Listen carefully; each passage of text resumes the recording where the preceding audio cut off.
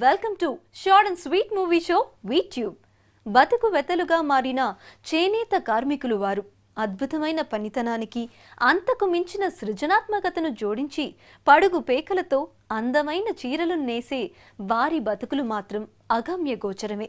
చేసిన పనికి గుర్తింపు కాదు కదా, కనీసం రోజుకు 2 పూటల తిండికి నోచుకోక రోజు కూలీగా మారుతున్న ఆ నేతన్నల జీవిత కథనమే ద హార్ట్ షార్ట్ ఫిల్మ్. ఈ ఫిల్మ్ చేసింది ప్రవీణ్ కుమార్. షార్ట్ ఫిల్మ్ గురించిన విశేషాలు పంచుకోవడానికి వచ్చారు. పోచంపల్లి అనగానే ఫస్ట్ ఆఫ్ ఆల్ గుర్తొచ్చేది భూదానోద్యమం అయితే, సెకండ్ గుర్తొచ్చేది అంటే పోచంపల్లి పట్టు చీరలకు ప్రఖ్యాతిగాంచింది. అయితే ఈ పట్టు చీరలకు ప్రఖ్యాతిగాంచిన ఇంత గొప్ప చరిత్ర ఉన్న ఈ గ్రామంలో నేడు కార్మికుల పరిస్థితి దుర్భరంగా మారింది.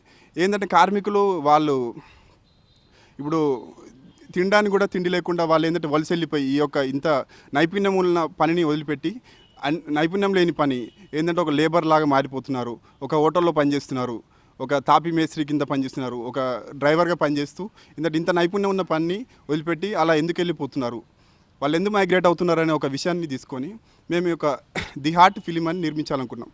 ఈ యొక్క ఐడియా వచ్చినప్పుడు ఏంటంటే ఫస్ట్ ఆఫ్ ఆల్ మేము అనుకున్నాం ఒక మన రియాలిటీ ఎట్లాగో మన పోచంపల్లిలో చాలామంది ఉన్నారు కదా, వాళ్ళని లైవ్ ఎగ్జాంపుల్గా తీసుకుంటూ వచ్చేద్దామని అనుకొని ఫస్ట్ ఒక స్టోరీ చిన్న లైన్ ప్రిపేర్ చేసి అట్లే మా ఫ్రెండ్స్కి అందరు చెప్తూ ఇలా ఎలా చేద్దామని మా ఫ్రెండ్ కెమెరామెన్ ఉన్నాడు, వీళ్ళందరూ చెప్తూ మేము ఏంటంటే ప్లాన్ చేసాం. కాకపోతే ఏంటంటే దీనిలో యాక్టర్స్ ఎవరు పెడదామని ఒక డైలమా వచ్చింది. ఫస్ట్ యాక్టర్స్ ఏంటంటే పేడ్ యాక్టర్స్ ఎవరినో పెడితే బాగుండదు, రియల్ స్టోరీ కాబట్టి రియల్గా మనకు ఎవరైతే చేనేత కార్మికులను వాళ్ళనే పెడదామని చెప్పేసి మా నరసింహన్న లలిత గారు అంటే మా వదిన వీళ్ళనే కన్సల్ట్ చేస్తే ఏమన్నారంటే సరే మేము చేస్తామని చెప్పేసి వాళ్ళు అన్నారు.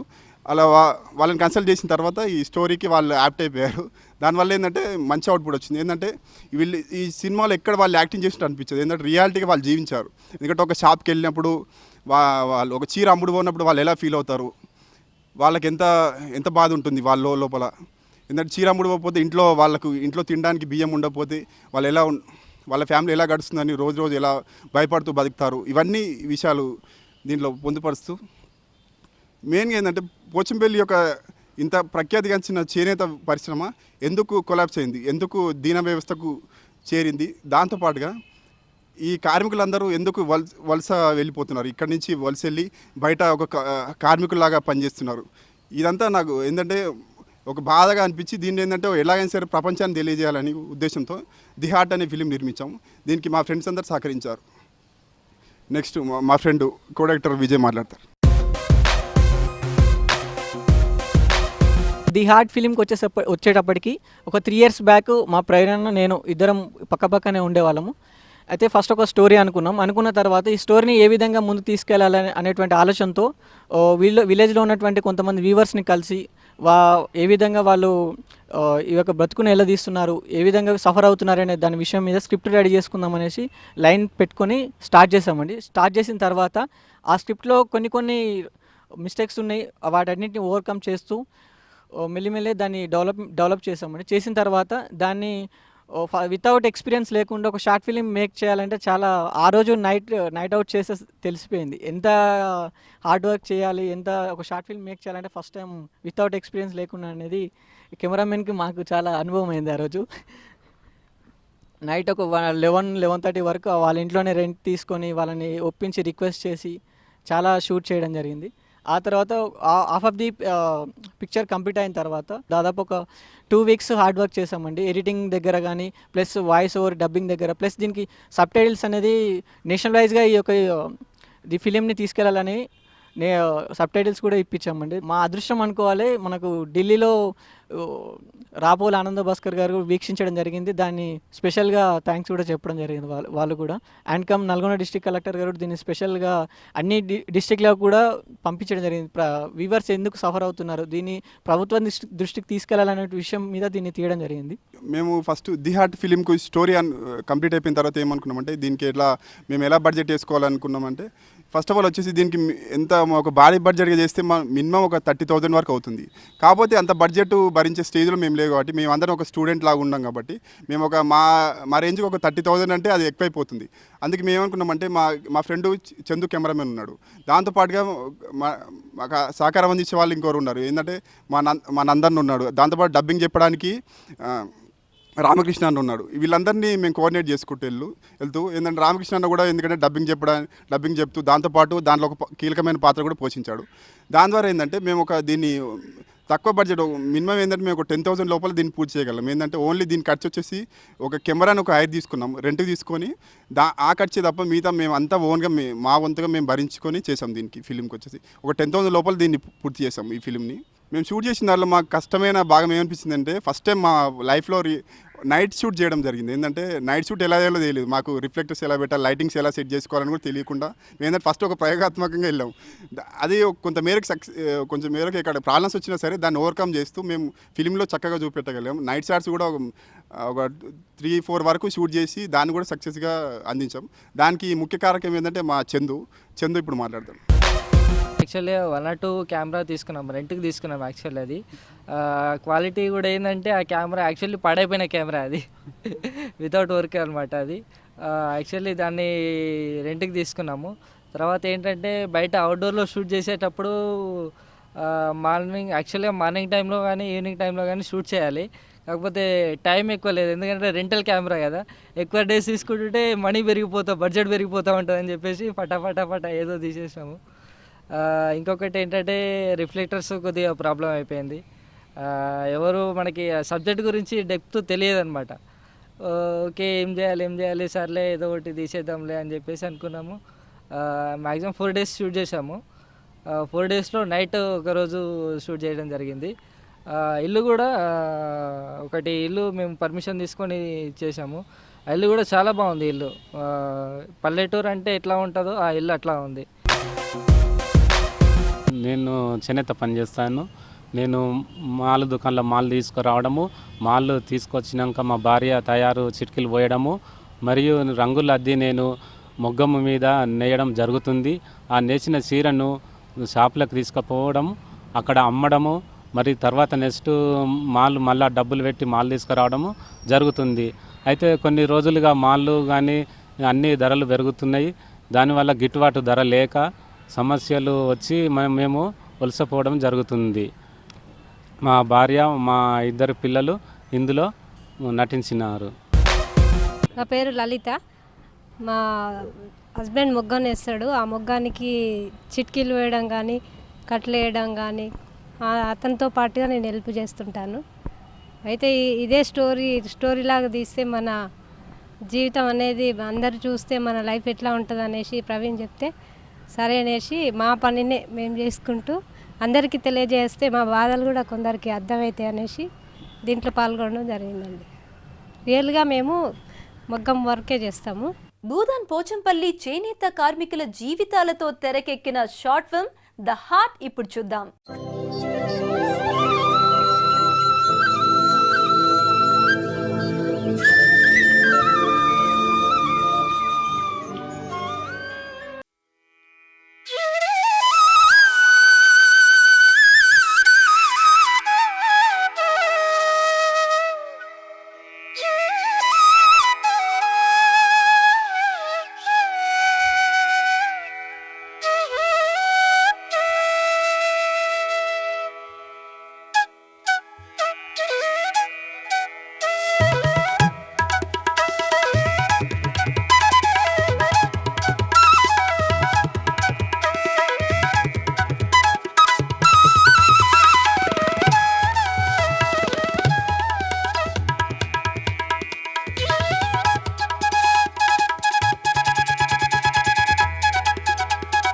అంటే దీని పుణ్యమే కదా.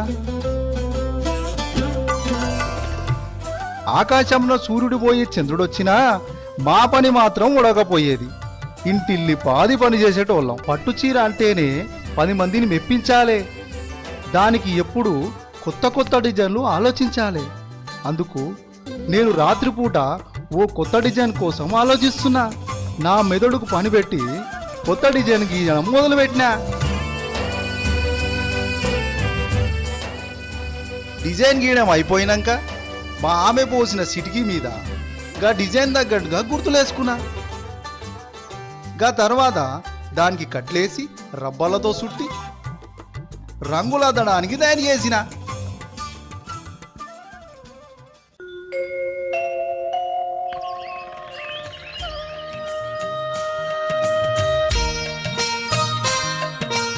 మా పోరలకు బడికి పోయేటప్పుడు చెరో 2 రూపాయలు ఇస్తే ముడుచుకుంటా బడికి పోయేటోళ్ళు.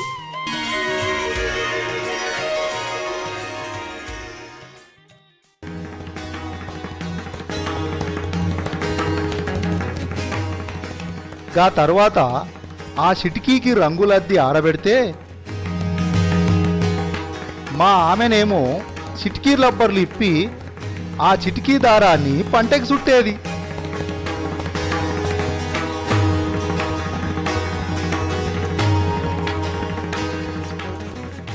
గా తర్వాత చీర నేసేటందుకు దారంతో కండెలు పట్టేది. గిట్లా మేమిద్దరం మొగ్గం పనిలో భాగమయ్యేటోళ్ళం.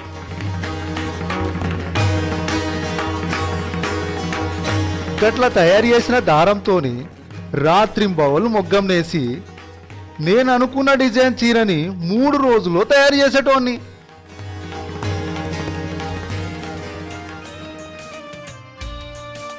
గట్ల నేసిన చీరను కోసి ఎలాంటి ముడతలు రాకుండా ఒక్క తీరుగా మడత పెట్టేటోళ్ళం.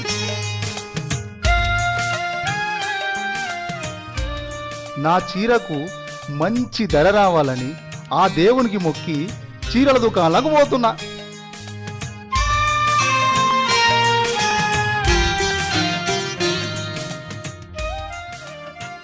బయట మా పోరెడు ఎదురై నాయనా నేను దుకాణంలోకి వస్తా అన్నాడు.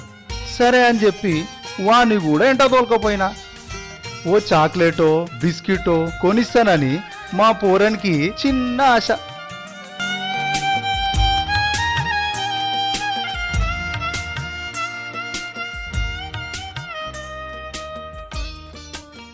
మొదలు ఓ దుకాణంలోకి పోతే సేటు ఆ చీరను చూసి ఎందుకో వద్దన్నాడు.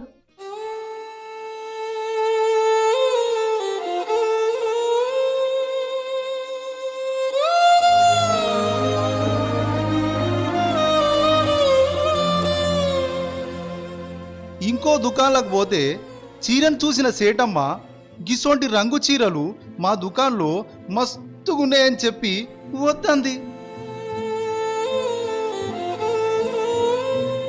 గట్ల దుకాణం వెనుక దుకాణం ఏడికి పోయినా చీర వద్దన్నారు. ఇక ఆ రోజు చీర అమ్మకుండానే ఇంటికి పోయినా.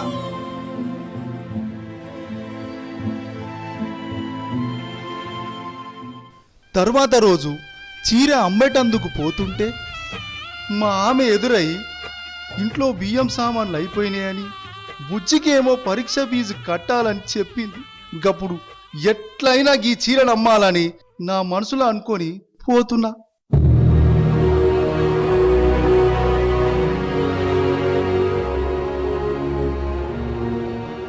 ఒక దుకాణంలోకి పోయి సేటుకు చీర చూపిస్తే గా చీరకు 3000 కంటే ఎక్కువ ఇయ్యనన్నాడు.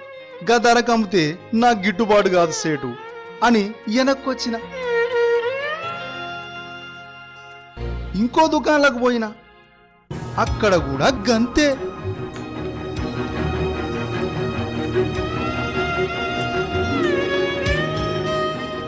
గట్ల ఎన్ని దుకాణాలు తిరిగి ఎవ్వరికి చూపించినా నా చీరను కొని దానికి తగ్గ ధర ఇచ్చే నాదుడే లేకపాయ. బతుకు బండి సాగాలంటే తప్పదు. ఏదో ఒక ధరకు అమ్ముదామని ఒక దుకాణంలోకి పోతున్నా.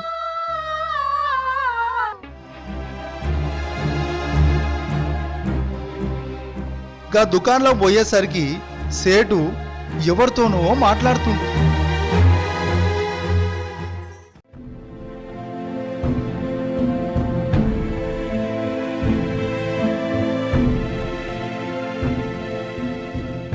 చీరను చూసి కూడా పట్టించుకోనట్టు పక్కన చూస్తూ. బయట నాకేమో చీర అమ్ముడు పోతుందో లేదో అని నా గుండెల్లో భయం అవుతుంది.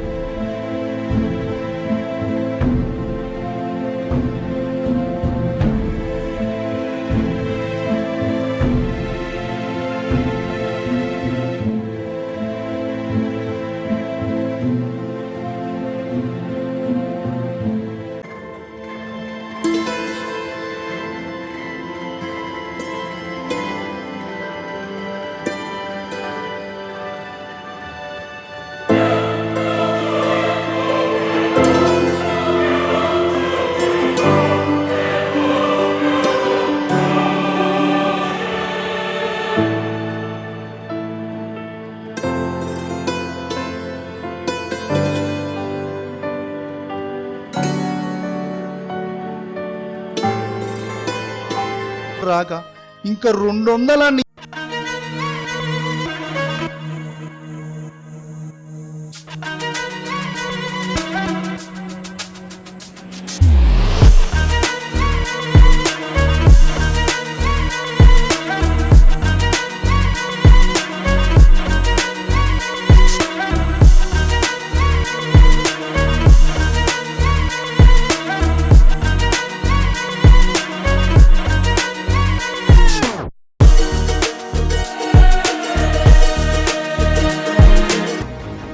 ఇంటికి బియ్యం సామాన్ తీసుకుపోదామంటే చేతిలో ఒక్క పైసా కూడా మిగిలలేదు. తర్వాత మాల్ తీసుకుంటా సేటు అని అడిగితే తీసుకోమన్నాడు.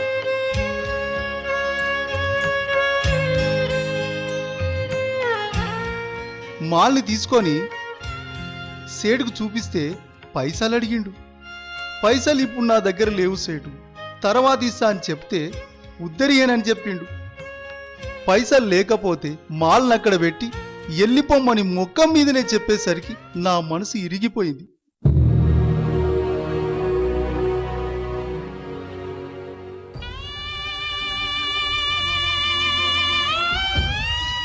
రేయింబవలు కష్టపడి పని చేసినా మా బతుకులు గట్టెక్కలేవు. పైసా రాని పని చేసి ఏం లాభం అనిపించింది. నేను పైసలు తెచ్చిందేమోనని ఆశగా మా ఆమె నా దగ్గరకు వచ్చింది. జేబులో ఒక్క పైసా కూడా మిగిలలేదని చెబితే తను కూడా బాధపడ్డది.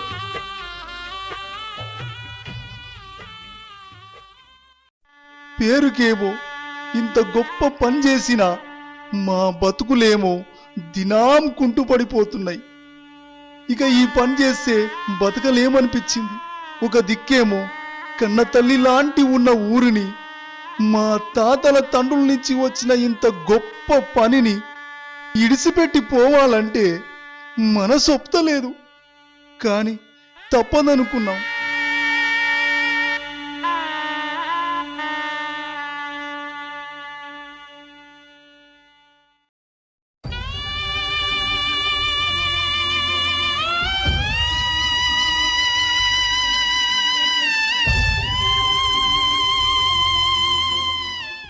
మమ్మల్ని బతికించలేని కలని బతికించుకోలేక గూడు చెదిరిన పక్షుల్లెక్క ఊరదిలి వలసెళ్తున్నాం.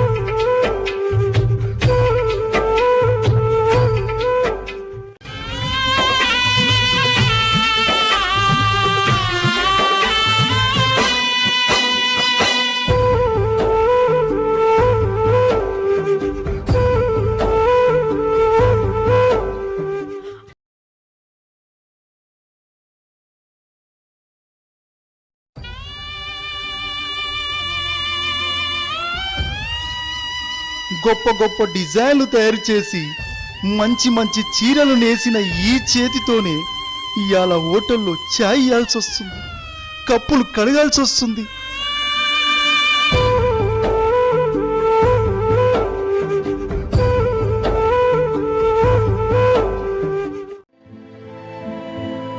నేను పనిచేస్తున్న హోటల్ నుంచి బయటకొచ్చి చూసిన ఆటోలో మొగ్గం సామాన్లు కట్టెల మిషన్కి అమ్మేటందుకు తీసుకుపోతుర్రు.